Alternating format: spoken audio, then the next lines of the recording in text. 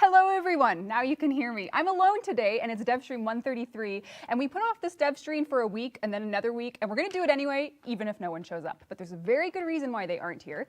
Dean is standing up perhaps to focus me. I'm out of focus, maybe, I don't know. But I decided that those four gents just weren't cutting it, so it's just me now. But welcome to DevStream 133. We have a lot to go over today. The wide angle does make me feel quite isolated, but we're gonna keep it just in case people show up. It's a drop-in session. If you've watched things like Speaker's Corner, which might be an acutely Canadian reference, I don't know. But maybe people will join us today, maybe they won't. But we have a ton to show you. Also bringing a long-awaited deluxe skin. So this is the Equinox Prime Deluxe. This is bringing you it's called the Antonym skin and helmet. If you go to Metamorphosis, you can see different versions.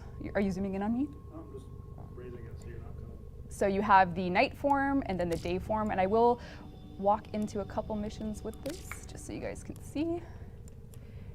My color scheme choices are typically heavily made fun of, so if you guys want to decide. Oh, that looks pretty. Zoz skins, yes. The team has, after 2 years of initially it not being possible, and then the request still coming in, we are allowing you to put, we've hooked it up, we found a way to do it. The obstacles were related to things like Exodia, and among other things, just the modular nature of Zoz. We will be doing a Zoz skin series that will be determined by the strike. So for example, this is the Thanatos Scythe skin, but it's on my sort of Scythe-esque Zoz thing. Yeah, so you can do some long swords on that. You can see my body's getting very glowy. So Joe, if you're watching, it's probably from the elemental effects taking over my body. But nonetheless, yes, people are very excited. Okay, all right. All right. Hacking. All right, so first of all, we're gonna, your monitor looks a little desaturated compared to mine, but we're gonna take a look at the absolutely beautiful work that the art design, I think there's over 5 or 6 brand new enemies coming here. We did show them at TennoCon, and every enemy is a sentient. So if you're playing missions on Lua, you're playing, obviously the Eidolon is a sentient, but every enemy in this tile set is a sentient. So the difficulty that you'll be coming across is way different than any other mission we've ever done. Of course, I haven't shot anyone yet because I'm trying to get a look at the visuals, but this is just to give you a feel of the verticality of everything we're working on and the essential mobility that will be needed to have a chance against sentients. This guy can switch from aerial to ground attacks. You'll see him plenty in this tile set. And I think, what we have at stake here in terms of, see this enemy is quite difficult. There we go. You have to get his sentient shield. This guy's coming in for the melee. So he switches from aerial. It has developed immunity to your attacks. Try something different. You can shoot their body piece parts off like a sort of, morbid way of dealing with sentience, but what can you do? So I don't know. Like she is using Wisp's Noble right now just because I love it. But here we go. The queen of the jellies, Ivara Prime, has decided to show her face. It's beautiful. Absolutely beautiful. Yeah, wonderful. She has a jellyfish head. She's got a braid with a little gold clasp. It's very surreal, isn't it? Her skirt is that of a jellyfish. The knight on the plains of Eidolon is... You can kind of see my view of everything. She is so beautiful. Absolutely amazing work. The artist that made Ivara Prime made the original Ivara model back in the day and is very excited to see what kind of color schemes our players come up with, and Ivara fans will just be absolutely blown away by the work that Skyers has done here. I think it's just next level. We've taken the poison theme of the original Poison Frog and applied it to essentially the jellyfish, which is another aquatic poisonous species. So I am so happy. I've truly been waiting to show this all week. I can't believe how gorgeous she is.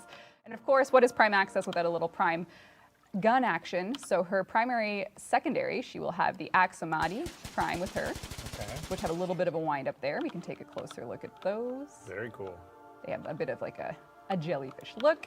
And then her primary is the Prime Baza Prime, which we can take a closer look at here, which looks absolutely incredible. Oh, that looks cool. Yes. That's a cool screenshot, actually. Yes. Yep. And because fashion is life. People are chatting in my stream about your stream, so I think they're definitely watching both. Pieces have that sort of undulating Ayatan, like people are saying, go to Steve's stream? No, no. So you can really get a feel for the sort of spindly looking Anasa Ayatan armor. There's been some jokes in the past about people saying turn Ayatans into armor sets, and we've done that.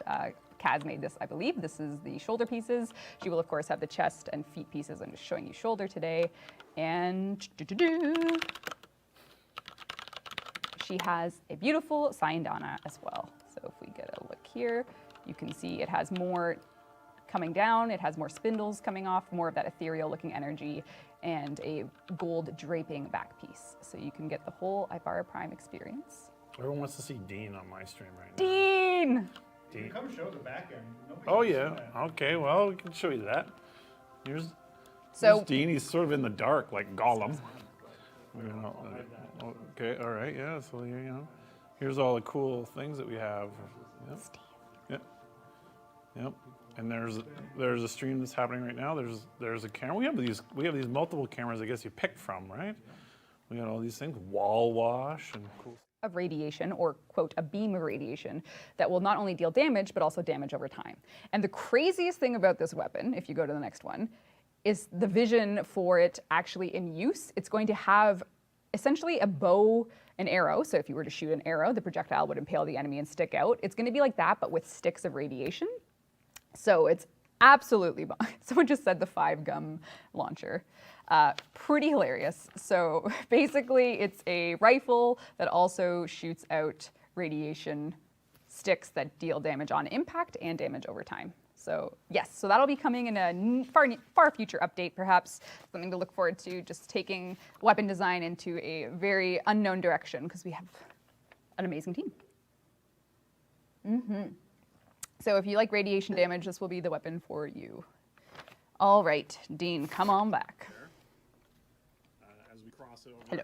Voltor Corpus Edition. That's a very